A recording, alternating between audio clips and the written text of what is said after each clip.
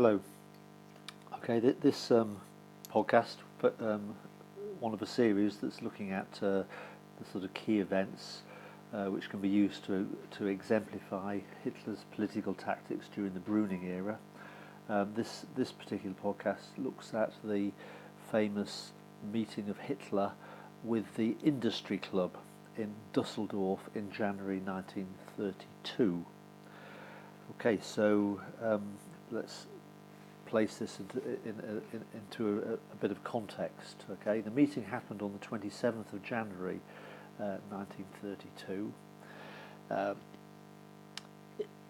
It was, again, very much in the context of the knife edge that Hitler is having to walk. He needs the support of the Conservatives to get himself into power, bottom line. Parliament, which the Nazis almost dominate, they're the second largest party in the Reichstag, has really become a marginal issue. Bruning, at this time, the Chancellor, has pretty much ruled Germany using Article 48 by taking proposed laws to the President for signing off. And so real power now lies in the corridors of power, a group of influential men surrounding President Hindenburg, and that has been pretty much the case for the best part of nearly a year and a half now. So Hitler is acutely aware of the fact that if he is going to get himself into power, he has got to cultivate the support of these influential men. Yet, as we have seen, a big problem for Hitler that has really been an ongoing problem now for the best part of 2 years has been the old fighters of the Nazi Party, the in particular within the SA, the stormtroopers, who are disgruntled, they're unhappy, ideologically they're taking very seriously the socialist part of the 25-point programme. Many of them believe that the party itself is selling out. Okay, although they don't directly blame Hitler for that. Hitler was usually, excuses were made for him. But there's a new type of party member, the members of the Nazi Party who've jumped on the bandwagon since the electoral breakthrough in September 1930. The new type of party member perceived by the old fighters as being bureaucrats, paper pushers, men with perks, who are benefiting from parliamentary politics. And of course the old fighters, the SA, don't like that. They take seriously the socialist aspects of the party programme. Now, Hitler needs the SA with him. They are important. He needs to keep them together. They provide that sort of energy that the Nazi Party needs. The selling point that the Nazis are a right-wing party that are different from any other right-wing party. Hugenberg's German Nationalist Party, for example, ideologically is very right-wing. They're a safe party from the viewpoint of the conservative elites, but Hugenberg's Nationalist Party do not have mass support. They do not have support on the streets. Whereas the Nazi Party are different. They have massive support on the streets. They've got 18% of the vote. The stormtroopers are now 200,000 or 300,000 strong, but the problem is the stormtroopers are losing their patience.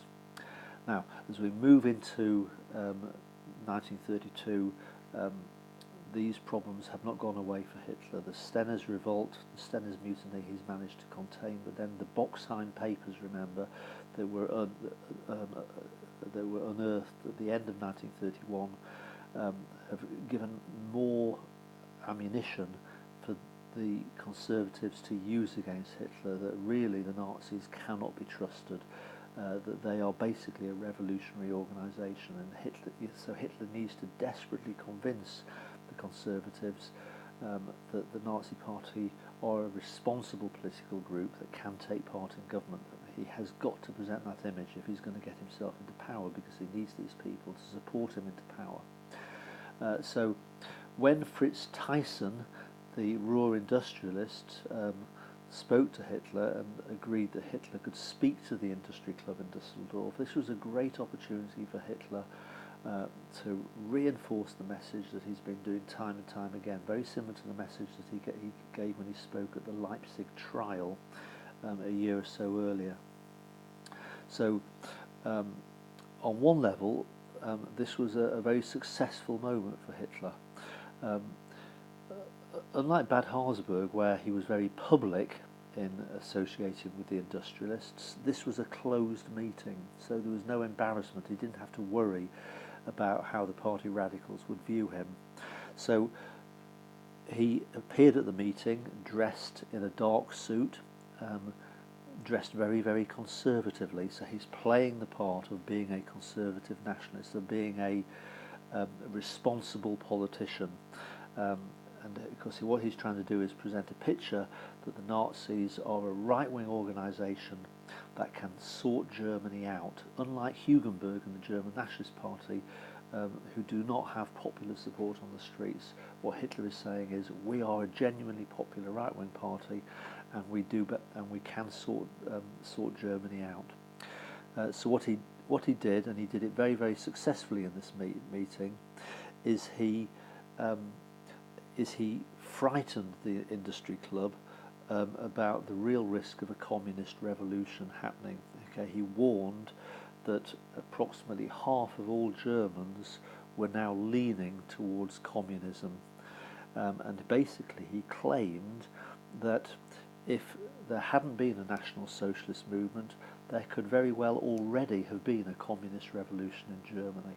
So what he's basically saying here is you know, I know that the newspapers of Germany are forever printing stories about the fact that the Nazis are a violent group and that we can't behave ourselves, but have you actually thought about it? Our violence is being used against the communists. We are basically doing the responsible things. We are putting our lives on the line, unlike many of the middle classes, most of the middle classes, who will look out of their windows and hide behind their curtains and will never be brave enough to put their own lives on the line to make Germany strong again. So he very much presented Nazi violence as a sort of martyrdom, as a sort of brave men who are basically doing it for Germany, who are doing it for the middle classes. We are the Nazis being a party that basically is protecting the interests of the men of property and business, so that they can continue to make their profit. So he did it very, very successfully, and the minutes of the meeting, which are in Notes and Pridham, document 66, you can see all the way through the minutes that the businessmen were constantly applauding. They were all, saying "Hear, hear," and backing Hitler all the way through.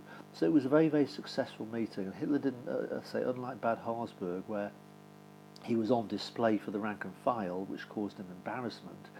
Here he's not embarrassed. He's in a closed room. He can he could say what he wanted to say to the Conservatives. So he made a very, very clear message. He said that the socialist aspect of the party programme is not a serious aspect of our programme. If I become leader of Germany, it will continue to be a capitalist society, very much reassuring the businessmen that the Nazis were not anti-capitalist, that they were pro-capitalist, that they were anti-socialist, and putting all of those reassuring messages across. So a very, very successful speech.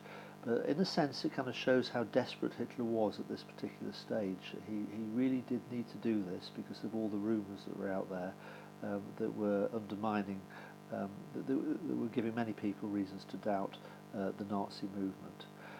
Did it actually work? Well, no. If you look at Notes and Pridham after document 66, you could also argue that the response didn't really get Hitler exactly what he wanted. Certainly on one level, he was hoping that that the big business would pour money into the party, because the Nazi party was running short of funds by this particular time, and it really did need the funds. Hitler was about to stand in presidential elections against Hindenburg. He needed money to fight the election campaigns. and he was hoping that the big business would pour some of their money into the party coffers. That never really happened.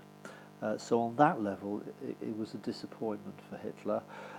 Although on another level, it did kind of appease the businessmen. Many of them had serious doubts about Hitler, and now they kind of put those doubts to one side as we move into 1932. So on that level, the meeting was a success. Okay, so that's why the industry club at Düsseldorf is a key event for you to mention in any essay about Hitler's political tactics. Thank you.